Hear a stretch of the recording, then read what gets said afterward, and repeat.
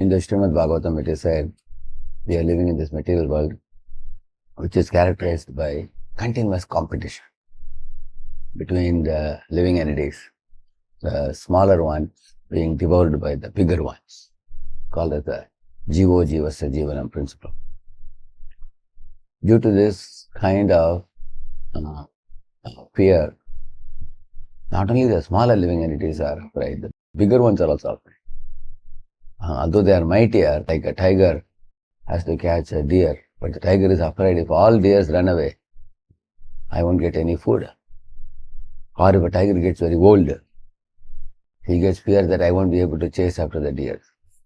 So they are also afraid. And the smaller ones are naturally afraid. They are going to be devoured.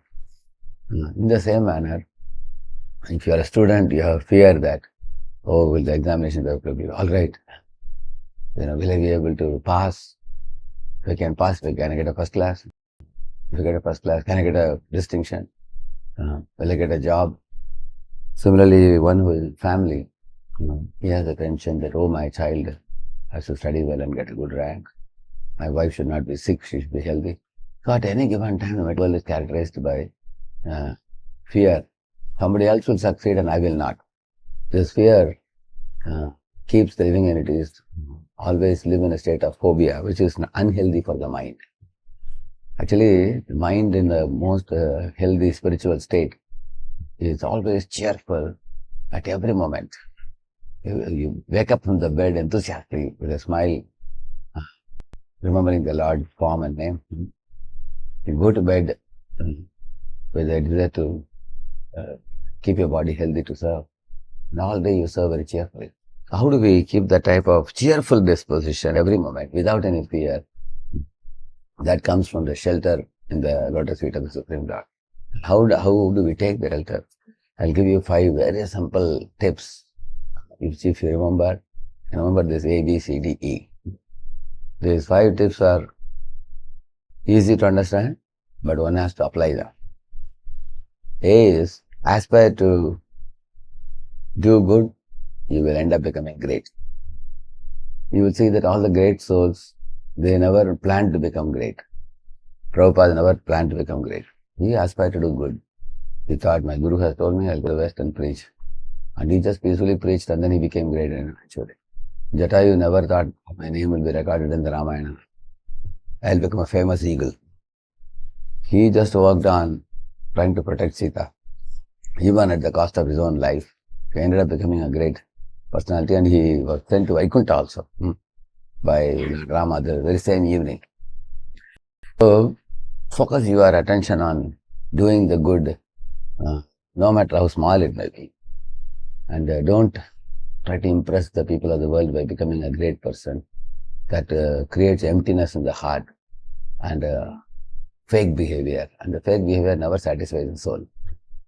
So show the correct behavior and aspire for good. Second, B means bhakti is for all, big and small. That is said. Like you see, the small is the squirrel and big is the Hanuman. And bhakti is for all. Both could practice. You can see that. In the same manner, in the path of bhakti, Lord doesn't see whether you are big or small. He only sees the quality of devotion in the heart. So, in the same manner, in this world also, God has created all of us in such a way that He has given one talent to big and another talent to the small. The big is the lion and the small is the rat. The lion can be king of the jungle, but the rat has a tooth with which he can cut the wires, which a lion cannot. So identify God-gifted potential in you and develop it rather than be frustrated what you don't have. That is B. C for comparison. Compare yourself with yourself only. See your last year performance, current performance, future performance. Then that way, Dhruva Maharaj's mother told him, my dear child, focus on your progress. Don't try to pull others' leg. Pulling others' leg will cause you frustration and they'll also get angry on you. Better focus on your own progress. And then the boy went to forest and meditated and then chanted the Lord's names and he got darshan of Vishnu and he perfected his life and went back to Godhead. So therefore we learn, compare yourself with yourself. You are allowed to compare yourself with others, provided if you can draw some support and inspiration from those superior to you, and you can give a helping hand to those who are inferior to you. Then it is all right. And D for devoted to work, not doing it duty sake. There's a difference between devoted and duty sake. For example, you can make a halwa in the kitchen. One devotee made a halwa for 2 hours. He would slowly put in low flame, keep on doing like this. The butter halwa came out so well, all the boys jumped to 4 rounds chanting after eating that. On the other hand, you can finish the same halwa in 15 minutes only. Just put it, and the halwa will be like a rubber. Nobody can eat it. So the looks are the same. Both looks are same, but one is, first one is devoted, second one is duty sake. So, how you do your work? Anything. Chanting, how you do? Are you doing it in a devoted, wholehearted manner? Or you do it duty sake? So, if you are devoted, then you also have blessings of the Lord. The Lord is watching you, how you are doing things. Even in the outside world, you will see, even if you are not a great hero in your field, companies retain those people who are punctual to the company, who are hardworking, who are polite and well behaved with the boss, and who can do good team playing with others, and who keep delivery promise. So these are also qualities which companies see that one is devoted to the work. One is making an effort. Making an effort is considered as good as doing it. This is D. And E, empowerment through prayer. The devotee has a firm faith that God can do what you and I cannot do. He can work miracles through people. Krishna gave Arjuna a Gandiva power, gave empowerment. Arjuna could do miracles with that. Lord Rama gave empowerment to Hanuman to jump over to Lanka and find out Sita. Krishna gave Prabhupada empowerment to cross the ocean even in old age after a couple of heart attacks and do a superhuman feat of reaching all over the world. The devotee has a firm faith that if I pray to the Lord, I will get additional strength and additional support from within. And so the devotee never begins any auspicious work without offering a prayer to the Lord and begging for the guidance of the Lord, help from the Lord, support from the Lord.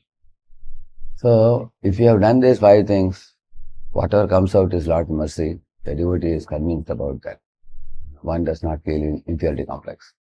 So, aspect to do good, you will become great. Bhakti is for all, big and small. Compare yourself with yourself only. And be devoted to your work, not to duty sake. And get empowerment through prayer. So if you do these things, then mind comes to a ground level. Once the mind comes to ground level, you are completely peaceful. You can chant peacefully, you can study for the exam peacefully.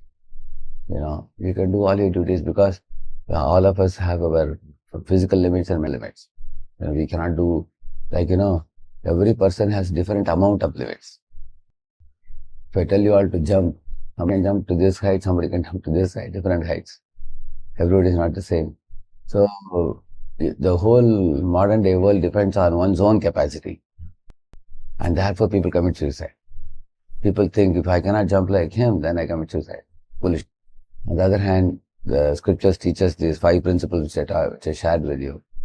By knowing these principles, you know that I don't have to be like somebody else. I can be what God made me.